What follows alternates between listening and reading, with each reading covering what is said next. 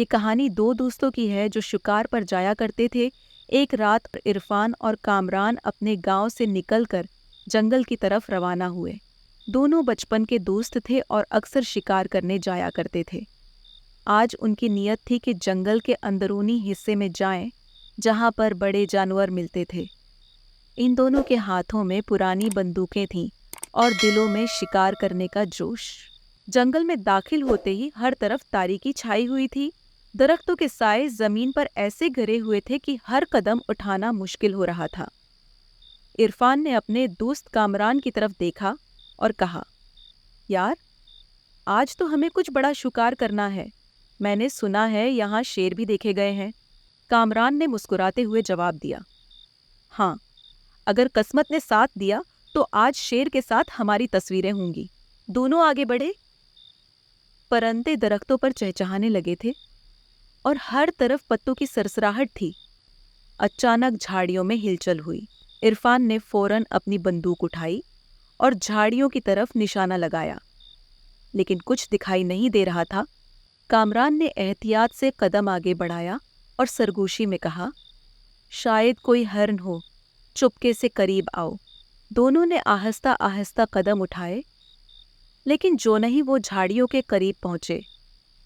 एक खतरनाक धाड़ ने उनके कदम रोक दिए। सामने से एक बड़ा शेर झाड़ियों से निकल आया। इरफान और कामरान के दिल धड़कने लगे। बंदूकें हाथ में थीं, लेकिन खौफ ने उनके जिस्म को जकड़ लिया।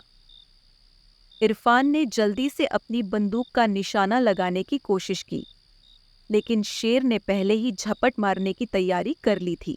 अचानक शेर ने जोर से धाड़ मारी और इरफान पर हमला करने के लिए लपका, और इरफान का दिल जैसे धड़कना भूल गया हो।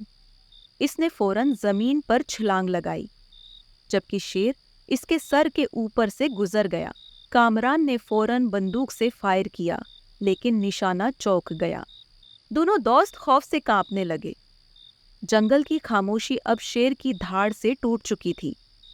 शेर गुस्से में उनके गर्द चुक्कर काटने लगा, जैसे वो अपने शिकार का इंतजार कर रहा हो। कामरान ने कांपते हाथों से इरफान को कहा, यार, अब क्या करें? बंदूक में गोली खत्म हो रही है।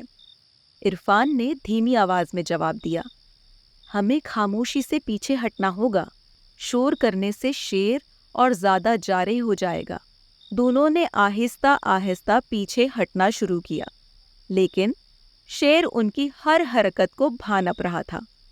वो एक बार फिर हमला करने के लिए तैयार हो गया।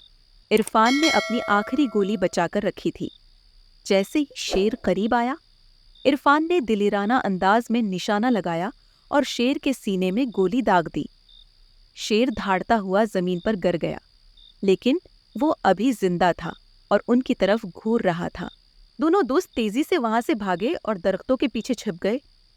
शेर की आखिरी धाड़ सुनाई दी और फिर जंगल में खामोशी छा गई। इरफान और कामरान ने सुख का सांस लिया। यार, आज हम मरने से बाल बाल बचे हैं, इरफान ने जवाब दिया।